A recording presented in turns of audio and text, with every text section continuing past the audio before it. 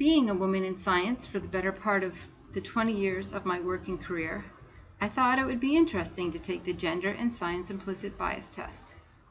Considering the fact that I've been a woman in science with plenty of interactions with women in science, my expectation at the outset was that I would not have any gender bias. After taking the online test, my data suggests a strong automatic association for male with science and female with liberal arts. My expectations were definitely at odds with my reality. As I mentioned previously, my expectation was that I would not have a bias in regards to gender and science.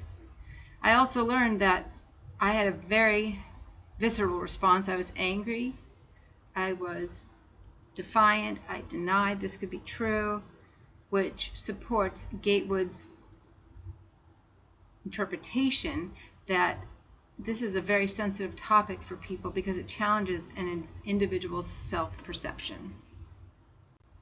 Because I was skeptical regarding my results, I delved further into the literature to get a better understanding of these findings. Researchers McConnell and Leibold, as well as Zergert and Honges, found that the IAT does accurately reflect one's implicit bias. They also studied intergroup behavior and found that they could precisely determine the amount of discrimination an individual would display based on the individual's IAT scores. Blanton et al. Reanalyzed their research and found that there were too many errors regarding personal behavior when making these predictions using individuals' IAT scores. Gatewood's research cites studies that some questioned the validity of the test and disregarded the results, whereas others became anxious around groups they learned they had an implicit bias against. After my initial disbelief and despair regarding my results, I did come to terms with my results, understanding that early experiences did create my preconceived or implicit biases. I am in agreement with Gatewood that the IAT test, when put in perspective, is a useful tool in identifying implicit bias, and the fact that we all could benefit from training to raise our awareness regarding these issues.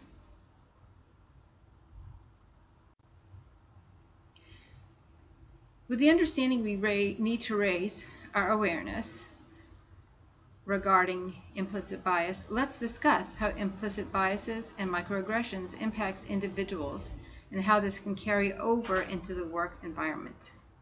Everyone has preconceived views which directs how they interact with people around them. These biases are pervasive and, as discussed earlier, can either be expressed positively or negatively as a microaggression. So let's discuss how these affect us in our daily life. Is microaggression nonsense? According to Thomas's research in 2008, microaggression is focusing solely on problems and the victim philosophy, which goes against the proven psychology fact that people need to reinforce positive aspects regarding human nature. Research by Sue in 2010 found Thomas's research to be flawed because it minimized and trivialized the impact of microaggressions and portrays minorities as weak and overly sensitive. So, what is the impact of microaggression and implicit bias on individuals in a work setting? Being the recipient of microaggression can silently erode an individual's confidence, which can impact success in their work. It can also lead to derisive ideation regarding that workplace. Denying microaggression can lead to the justification for the majority to ignore biases against marginalized groups. Dominant ideology perpetuates the myth that any marginalized group can overcome biases if they work hard enough. So what can we do at the individual level to limit negative effects of implicit biases and microaggressions in organizations? More recently, it is understood that human resource development is the appropriate agent to address social environmental changes needed within an organization to combat oppressive attitudes in the workplace.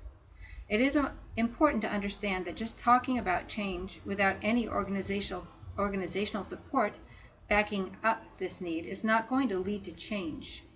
To effectively create a change, a genuine awareness of implicit biases and understanding why they exist is a necessity to be a catalyst for change.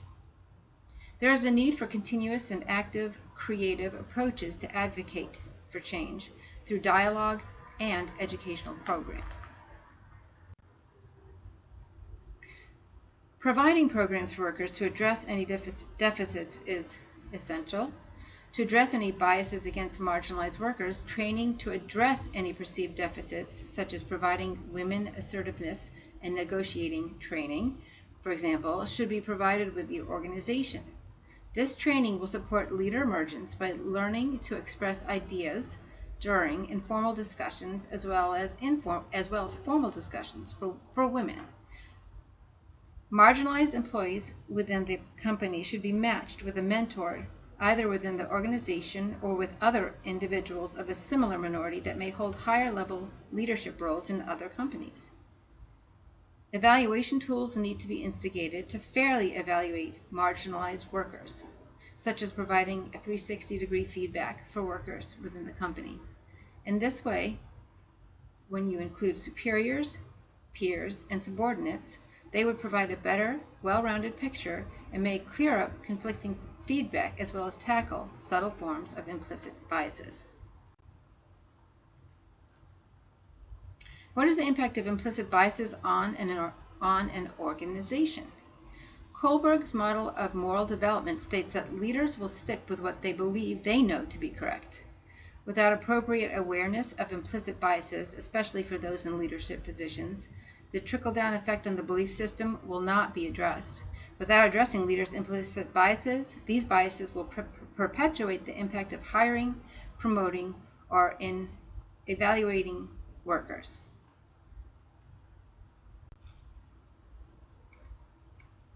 So programs for leaders.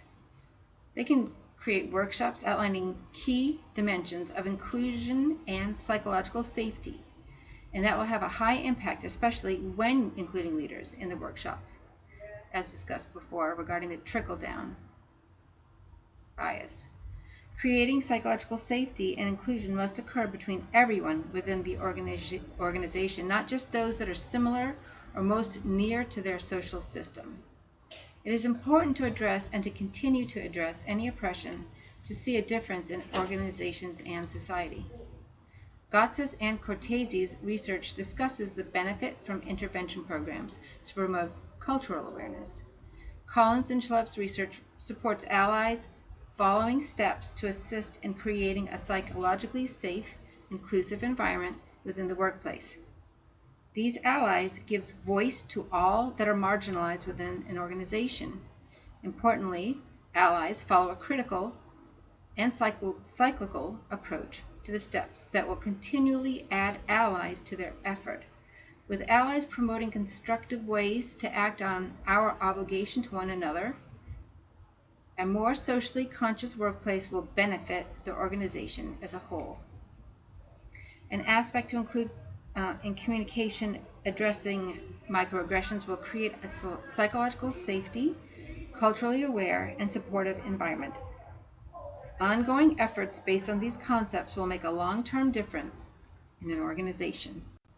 In conclusion, although the IAT test challenged my self-perception and defensiveness, I realized that if I could have implicit biases on a topic I was sure I did not have any, then most likely there are many others that also are unaware of their implicit biases.